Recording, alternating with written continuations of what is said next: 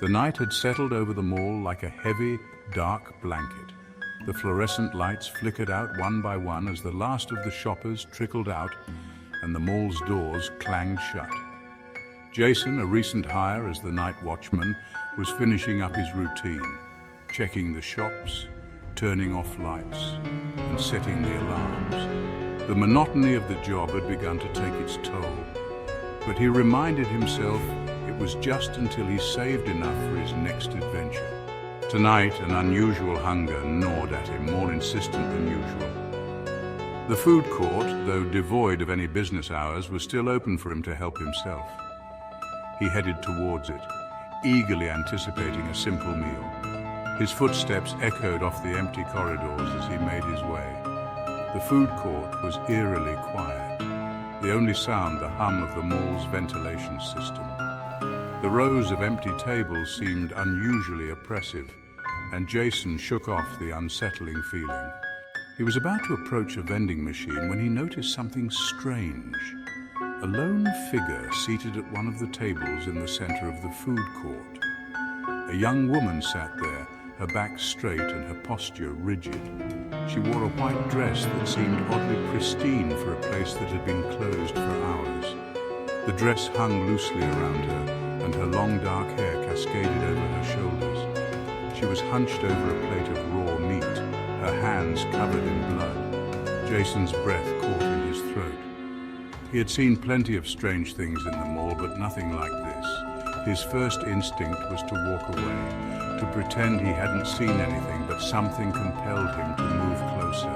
As he approached, the woman's head snapped up. Her eyes were hollow, dark voids that seemed to pull him in. "Excuse me," Jason said, trying to keep his voice steady. "Are you okay? This area is closed." The woman didn't respond immediately. She simply stared at him with those unsettling eyes. Slowly, deliberately, she lifted a piece of raw meat to her mouth and began to eat it, her eyes never leaving his. Jason's stomach churned, not just from the sight, but from a primal sense of dread that crept over him. "You shouldn't be here," he said, his voice trembling. "I need to call security." As he turned to leave, the woman's voice rang out, soft but insistent. "You're not supposed to be here either." A cold shiver ran down Jason's spine. He looked back over his shoulder, but the woman was gone. The plate of meat was still there, but the table was empty. Jason's heart raced as he turned and made a beeline for the security office. The feeling of being watched was almost palpable. He tried to shake off the encounter as he made his way back to the security room. When he opened the door, the lights flickered and the air was inexplicably cold. He shuddered, trying to focus on his duties, but the unsettling vision of the woman gnawed at him. A few hours later, Jason's shift was finally nearing its end. Exhausted and unnerved, he decided to check the food court one last time before leaving. As he approached the food court, he froze. The woman was there again, seated at the same table, her hands covered in blood and her plate filled with raw meat. Jason's rational mind struggled to make sense of the scene. He took a step back, his mind racing. "This isn't real.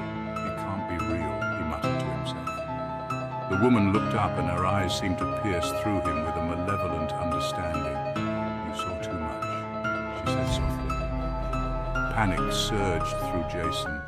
He turned and sprinted toward the exit, his heart pounding in his chest. The mall's corridors, once familiar, now seemed to stretch endlessly before him. Every shadow felt like it was alive, every sound magnified into something sinister.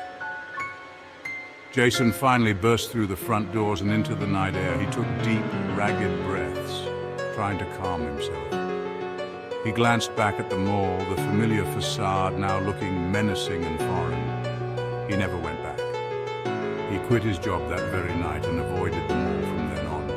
The experience left him haunted, and though he tried to rationalize it as a stress-induced hallucination, he knew deep down that something malevolent lingered in that empty food court. The mall remained open, its corridors quiet and lifeless after hours. But Jason knew better. He had seen a glimpse of something dark and ancient, something that should never have been disturbed.